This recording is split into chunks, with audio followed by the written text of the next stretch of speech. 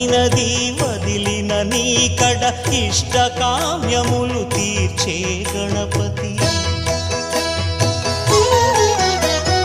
కరుణను పురియుచు వరములను సగుచు నిరతము పెరిగే మహాకృతి సకల చరాచర ప్రపంచమే సన్నుతి చేసే విఘ్నపతి నీ గుడిలో చేసే సత్య ప్రమాణం ధర్మదేవతకు నిలుపును ప్రాణం విజయ కారణం విఘ్న నాశనం కాణిపాకమున నీ దర్శనం జయ జయ శుభ